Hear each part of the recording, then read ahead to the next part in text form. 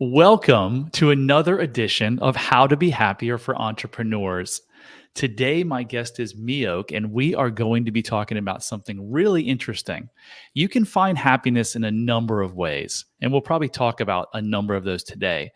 Mee Ok has found happiness. One of the ways is through writing and finding healing through writing. So that's going to be the topic of this amazing episode. Mee Ok, welcome. Thank you so much. It's a pleasure to be with you. Oh, it's such a pleasure to have you. So I found you. You have a story, or Gabor Mate, in his book, his amazing book, which is right behind. If for those of you who are watching, Myth of Normal, what an amazing book! And I'm so grateful to have found you through that book. And can't wait. We've talked once offline, and can't wait to see where this relationship goes. But anyway.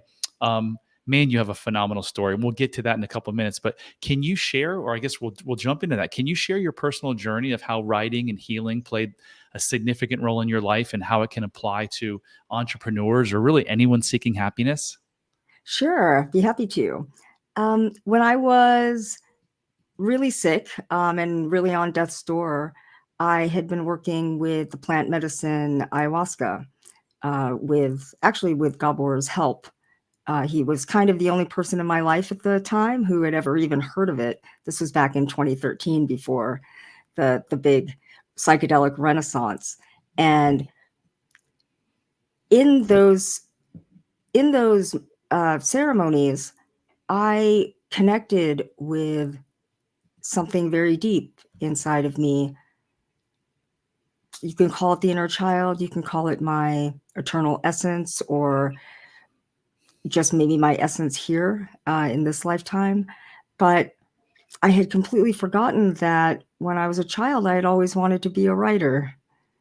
And I completely lost it. I mean, I hadn't written in 15 years or so. I had sort of petered off in college. And yeah, I just lost that thread. And with this medicine, it just connected me to that. And in that, it connected me to my child's heart in a lot of ways. And it's funny because I actually did start a business with it, where I am a writing coach and a book doula. I think for entrepreneurs, there's really nothing better than knowing thyself. It acts as a natural filter with the external world. When you're really authentic, the people who aren't vibing with you, they just organically drop away. And the people who are attracted to you naturally come closer. And you are able to start off really on the right foot and not waste your time with people who maybe would respond to a persona that you had previously put out into the world. I think a lot in business is coming across with authenticity. The number one thing in business is trust. People have to feel like you have integrity, they can trust you, you're going to stick around. And doing this work and a lot of people, I think, aren't even authentic to themselves. They don't even know. We live unconscious lives, as Gabor Mate talks quite a lot about. And so one of the most difficult things about being an artist in general is finding your voice. And in writing, that's literally your voice on the page. And a lot of people have a lot of difficulty finding that. It took me 4 years to really find, because we have so many selves. You talk to your mother differently than you talk to the school principal or your kid or your partner. And so when you're trying to talk to a broad audience, that's the challenge, right? And how to come across authentically. So I think it can be a good practice just on a number of levels, because the personal work does come through when you are trying to provide a service to people and connect with the people that would really benefit from your services. But also, it allows you to really express yourself in a way that's in alignment. And people feel that, they connect with that. I love it. So, man, you said a lot of great things here. So, authentic. being your authentic self, I've learned on my 3-year journey that that really is true freedom. I used to hide behind alcohol and weed because I couldn't be my authentic self because I didn't like my authentic self, but I didn't even know. So we're wrapping a couple things in here. Knowing oneself is really important. But now the true freedom for me came from living in the truth that I was enough and developing self-love. And now I can be myself without the use of weed and alcohol. And nothing outside yourself can ever buy that for you. Money or boats or anything, nothing can buy it. So really interesting. Do you think that authenticity is kind of like true freedom? I do think that it's deeply tied to agency because so many of us remain children our whole lives and we never really mature, and we live in a society that tries to keep us as children our whole lives. We're a youth obsessed culture. We don't really confront death. We don't really value aging gracefully anymore, and we live in an era of elders or without elders, and instead we have experts. And so we're not really a wisdom culture.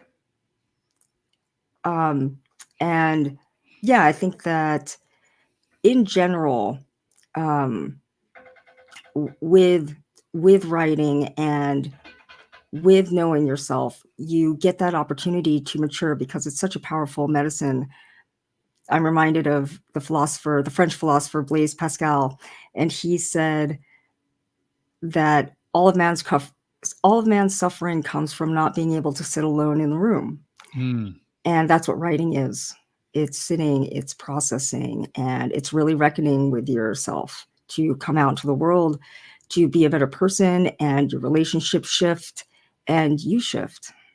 It's really a mirror to your subconscious mind, right? And your subconscious mind is the place that holds all that pain and all those limiting beliefs that don't allow oneself to be authentic, right? Yeah, and it's really fascinating because there are collective aspects. You are writing alone in a room, but it's in the service of often of sharing, publishing your work and making it public. And then the process in between is working in smaller circles to get feedback and have people mirror for you. And many of those people are strangers and they come from completely different backgrounds, and you get to see how your words impact other people and what they pick up from the way you present yourself and your experiences on the page. So people who have never even met you can see very deeply into you sometimes. I remember once in a workshop, someone said, I you describe everyone so well. I can see them in my head, but you never once described your mother. And I thought, oh my God, hello, Freud. So, what could you recommend to someone listening right now that they could do tonight or tomorrow to start this journey of happiness through writing? Journaling is really effective. The page is a very interesting space to allow yourself, it gives a lot of permission for emotions and your thoughts, because we often police our thoughts. And not all of that is bad. Sometimes you don't want to hurt someone's feelings. You want to be diplomatic in the way that you say things because you want them to be constructive. But a journal is just for you. It's a place to have a dialogue with yourself. And that can be really powerful medicine just to have. It's kind of like when you're a kid and you have your bedroom, and that gets to be your space. And so, yeah, so having a journal practice where you actually just give yourself that time as well, because a lot of us don't give ourselves time for our self-care. But yeah, it can be a very spiritual practice. Some people have a ritual around it, but just to have that dedicated time um, taken for yourself is really powerful. Yeah, in the second week of my coaching program, I have clients start to journal, and man, the feedback I've gotten from some of them is like, "This is incredible. This is great." So, Mio, we have to talk about your story because it's just so fascinating. Like I said, it's in this amazing book that Gabor wrote. Can you tell us about your story? Sure. I don't know Let's see. Well, I'm an adoptee from South Korea. I was adopted when I was 14 months old, grew up in California, and then my parents, when I was 13, moved to Arkansas. And in those teenage years, I discovered that I was LGBT. So I came out of the closet there in the mid 90s, which was maybe not the best decision. I had grown up very evangelical. And so that kind of started me in a way on my journey. And I had come across a book that had really inspired me called The Secret History by Donna Tartt. And it inspired me to try to go to college in New England and seek the sacred in some way. These people had a magical experience. It's also a novel, so it's fiction and it's a psychological thriller. So I didn't want all elements of the experience, but I loved this idea of their connection and finding tribe because I hadn't found that in that way while where I was living and in my immediate, circle of my parents and school. And I discovered at some point my before my senior year that I had been sexually abused by my adoptive father, and that really shot me out of a cannon. I ended up becoming a emancipated minor, and I ended up getting myself into Boston University with a scholarship, and I lived in Boston and tried to make it there and made plenty of mistakes there as well. And then I got really sick and I was on death's door and I tried everything. I was working at Harvard for a famous doctor there and social scientist. And I learned a great deal while I was there. But then one morning I woke up and I couldn't get out of bed. I was in so much pain.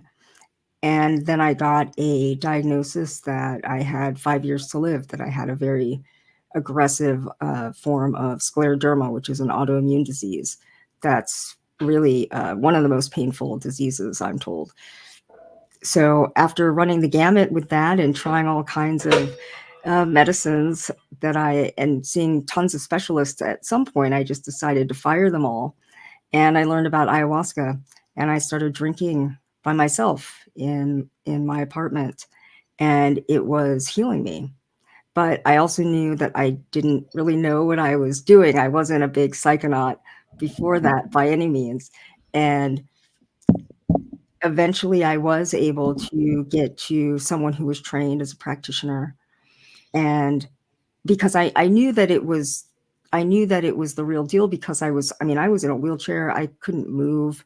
I needed to be showered. People were feeding me. Wow.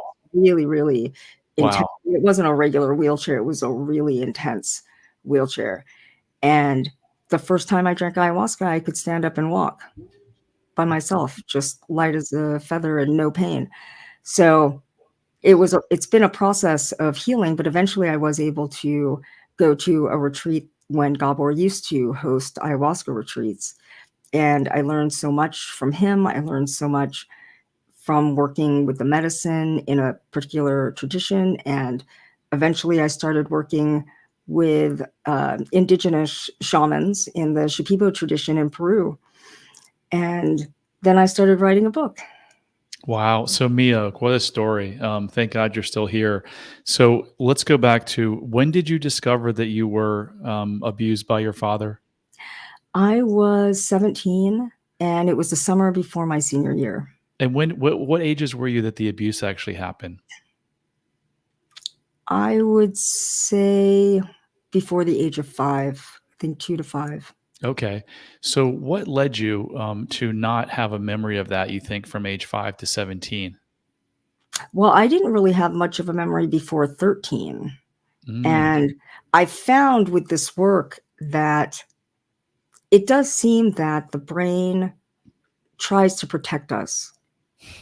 And when we have trauma from a neuroscience point of view, my understanding is that when we have a really, really awful, overwhelming experience, and especially as children, that when our brains are still forming, that the brain will actually isolate those memories, kind of put them in quarantine because they otherwise will disable us from functioning if that's really conscious.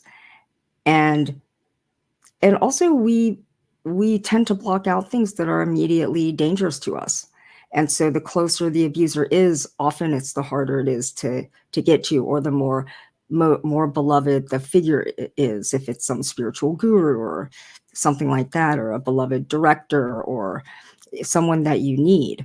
And so I think when I've seen other people, when I've spoken with other people who come out of really awful situations, like coming out of Iran during the revolution, or something at that level, that they often can't remember anything, because it's sort of like the brain just does this cost benefit analysis and says, okay, the good memories don't outweigh the bad, so we can go and scrap everything and just put it over here and just move on from this point.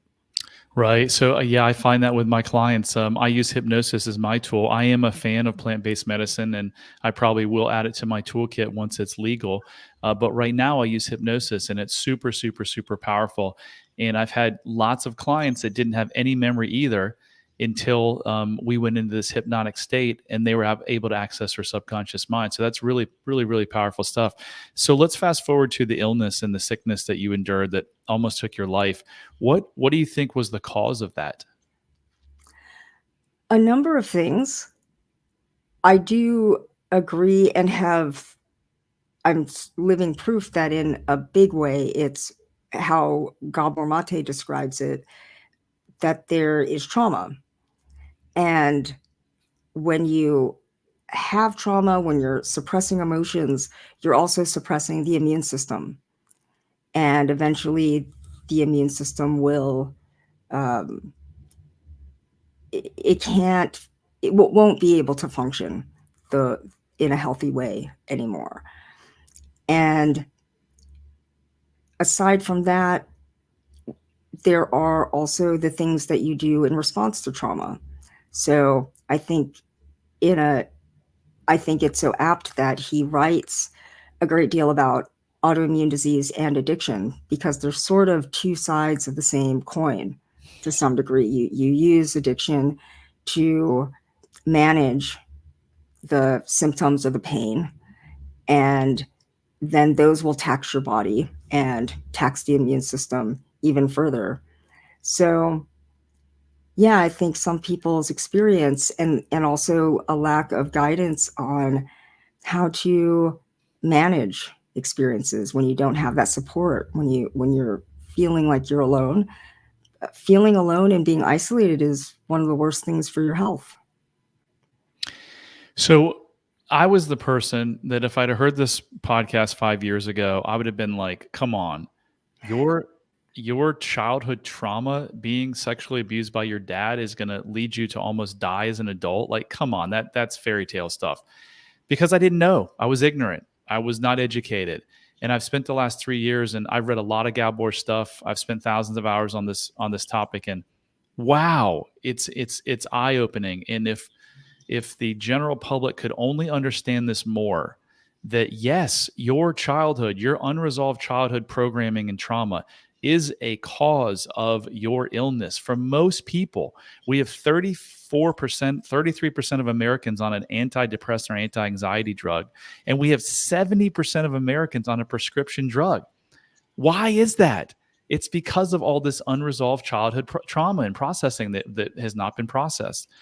Western medicine, as you know, likes to diagnose, label, and then give a medication. So, wow, just fabulous. And I hope that someone's mind is changed, because there's a lot of suffering people out there that have all kinds of autoimmune diseases, from Parkinson's to MS to not even cancer. That's cancer is autoimmune, but or maybe it is, but it all ties back. And sometimes I quote Gabor, and I say that, and I say every problem you have is from an unmet childhood need. And man, do I get blasted on the cancer thing. Like, you're telling me that I have cancer, and I'm like, well, first of all, I'm not telling you that. Gabor is, but I believe him. He's a really smart guy, and he's for 40 years he's seen these patients. He's been there. He's done the research from both the mental side and the physical side. So it's just fascinating to me.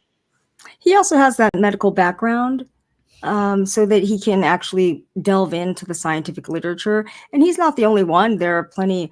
There's a man, Rediger, who wrote, oh man, what is it called? It's like The Cure, I think. And he he looks at people who have had miraculous recoveries. In medical terms, they call them spontaneous remissions. And because of this taboo around anyone stepping outside of that paradigm, no one's ever studied it. And so he decided to. And so when you have when you have this perspective, and when you can kind of see a through line, when you actually dig into the literature, the scientific literature that's been done, the support is there and the studies are there. It's just a matter of someone being able to look for it with that intention and actually putting it together. So you were in some of the most advanced and sophisticated medical centers in the world. Yeah. Did any doctor ever ask you what was your stress level like as a child? What did you go through anything? Not as a child, but my primary care physician is a pretty remarkable woman. She is also an acupuncturist and an energy worker, as well as a Western trained physician, which is pretty unique. And when I first got sick, she asked me about my diet. She did ask me what was going on in my life at the present, to see, and anytime I really went to her, if I was having trouble sleeping or something like that, because she didn't want to just say, oh, you're having trouble sleeping, well, there's a pill for that. She wanted to see if it was short term. Are you stressed? Oh, this is finals week. Okay, so you're not sleeping a lot, you've got a lot on your mind. Let's see how it goes in a week. If when you get done with your exams and you crash from them, if you're still having trouble sleeping, then, but she really was, more conservative in that respect, and really wanted to, I think, honor the body and take in these external factors of what's going on. But you probably went to 10, 20, 100 different doctors Yeah. Did any of them ever ask you about that? No. No, not one person. So I'm not going to put words in your mouth, but I think you said ayahuasca and plant-based medicine basically saved your life. Yes, Yeah, absolutely. because Western medicine couldn't. All they had to do was ask, "Hey, what went on?" And again, love ayahuasca, but you could have done it through hypnosis. You could have done it through different types of therapy, EMD, but they never asked. It never was brought up. They wanted to go the drug route. So anyway, fantastic. I'm so glad that you found that and you had the courage to go that route. So Well, you and mentioned. Go ahead. that's a good point too, is that there's, many roads lead to Rome, and there are so many different modalities, and they work for so many different people. And I have done some hypnosis. I also have hypnotized people. I've done EMDR. I really ran the gamut, but ayahuasca was the thing that worked for me. And So but you tried all these things. I tried it. I tried pretty much everything. I Well, mean, I tried did you try hypnosis? I tried really crazy stuff too. Yeah. Wow. Yeah, really Wow. out there stuff. Yeah. So you're currently writing a book. Yeah. Can you give us a sneak peek into the themes and insights you'll be sharing with readers?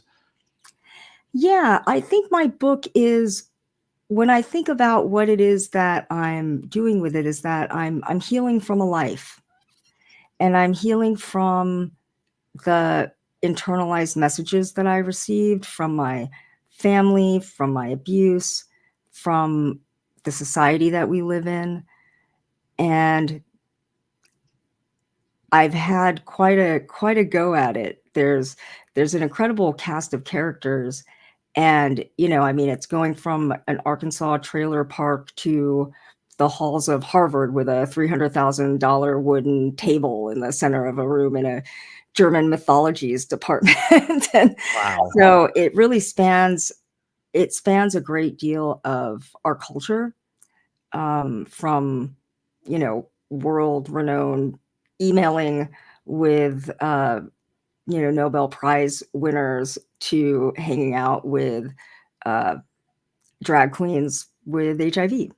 And I think for the most part, it's a lot of it is about certain people who come in with the things that the structure of our society require us to have, or that give us a little bit ahead, like having a family, being a certain skin color, or a certain having certain abilities, that don't push us in the margins, like having a mental illness or something like that, having a physical disability.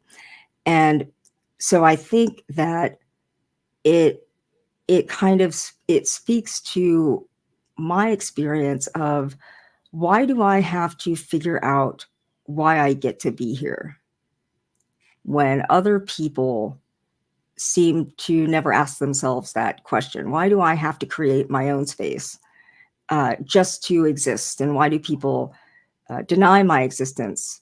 Usually it's because it threatens their own, or their own sense of who they are, things like that. And so in a way, it's really, I hope, an adventure and an inquiry that taps into universals, because ultimately the story that I'm telling is the story of the outsider. And that's something I think everybody feels, no matter how much they look like they belong to a group. That's the authenticity piece that we were talking about. And learning to, the more different you have, the more dimensions that don't fit into the structure, the more you suppress in order to survive, especially as a child. And so it's the story of amazing synchronicities and bizarre circumstances and learning and growing that I had to do to come from what you were talking about. Harvard's gonna figure this out. It's gonna, that's the end of the road. And that journey of going from that mindset and actually experiencing its limitations and the people in it and the thinking, the way that it's thought, and having to go into places that old me would have made fun of so much, and it's being woo woo and all those things, and finding a truth and feeling that truth in my body, because you I, can't argue with results. I would have done the same thing, judging and making fun of. And now, man, has it changed my life? And I Yeah. give it to other people, and some people think it's crazy and woo woo, and that's okay. They get to decide that. So, Mee Ok, tell us what you do now for your clients. I do a number of things. I help with sacred medicine support. I help people prepare how to deepen their experiences. And then after they've had these powerful experiences, help them to process them. Because sometimes it's like, what was that? But then also to take the gold that was extracted from those experiences and turn it into lasting transformation, because so often it can be fleeting. You're kind of on this high of like, yeah, I felt universal love and connected with the divine, or with my inner child, or something like that. And then you go back to real life and you're like, oh god, now I have to talk to my brother-in-law or whatever it is, and it's hard to stay in that place. So I really help people, I really help support people in their process, and I really try to help people discover their process. I think of myself as someone with um, a very powerful flashlight, but they lead the way. And I just try to be there, and I try to see what their needs are that maybe they're unconscious of, and encourage different things, but really asking them questions that they may not have thought, and sometimes consulting, sometimes giving them information that might help them understand what's going on in their lives or what happened in their experiences a little bit better. I also do general life coaching, and really I'm into the transformation of it. So people who are looking to make a change, a career change, uh, or a relationship change, I I love to support people in their process, so that people can become more empowered and have more agency and have more authenticity. And with the writing, that's what it's all about too. In a way, I'm trying to get out of the way to some degree, and encouraging and also guiding them, and doing very technical things, editing, helping them, giving them reading assignments to make them better writers. But the writing is both for writers and for non-writers. There's sort of two levels that I work on. One is people who say, I've got a book inside me and we got to get it out. That's So me. I love helping with that. I love helping people think through and learning how to write if they're not a writer, but they have something to say. And then I also work with people who consider themselves writers and telling their stories in a significant way. And then I also use writing. I lead workshops where people who maybe they just journal and they have no interest in ever publishing anything or going down that path professionally, using prompts and holding space for that self-exploration and just having a place of non-judgment and permission that that I've developed in a large part through the philosophy of my training with Gabor's compassionate inquiry, which is a psychotherapeutic approach.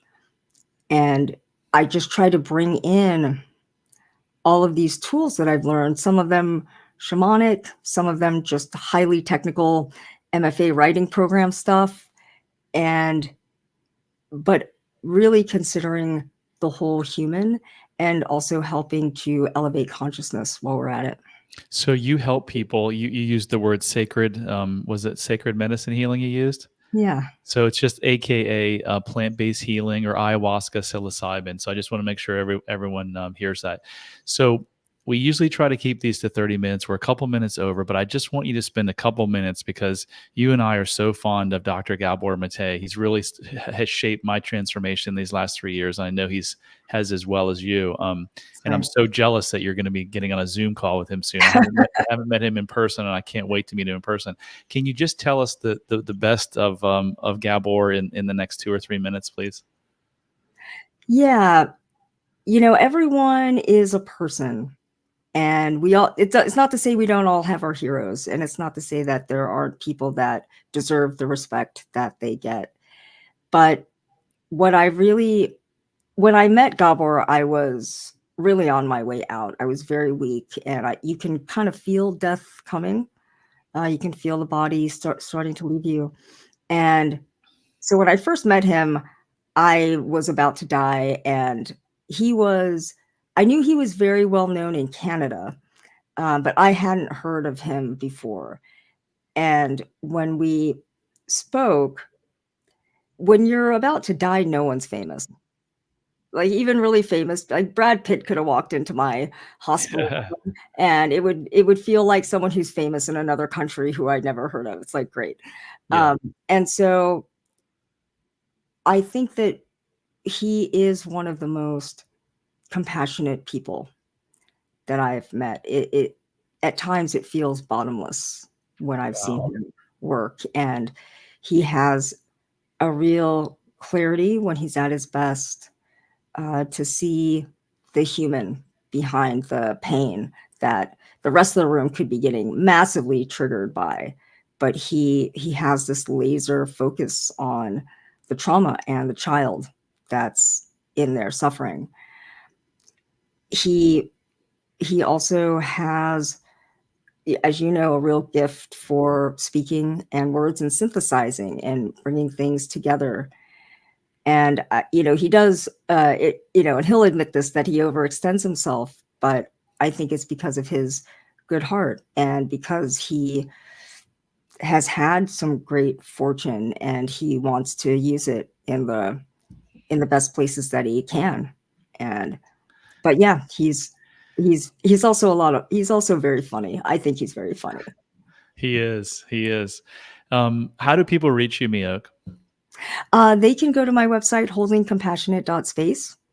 Holdingcompassionate.space. Yep. And they'll, by the end of this weekend, they should be able to see a video of Gabor on it too. Yeah, that's where I talk about my services and and anyone can just reach out to say hi. Anyone who wants to have me speak or run a workshop or be on a podcast can reach out there.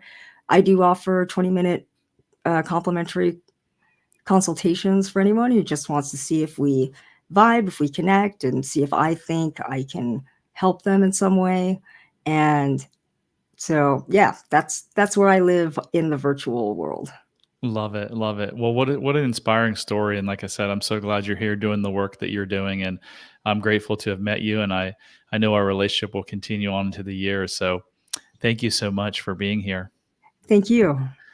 That concludes another episode of How to Be Happier for Entrepreneurs. If you can share the love by sharing this and rating and reviewing it so we can get this out to more people that are suffering so they can find happiness and joy, that would be much appreciated. Till next time, love heals all.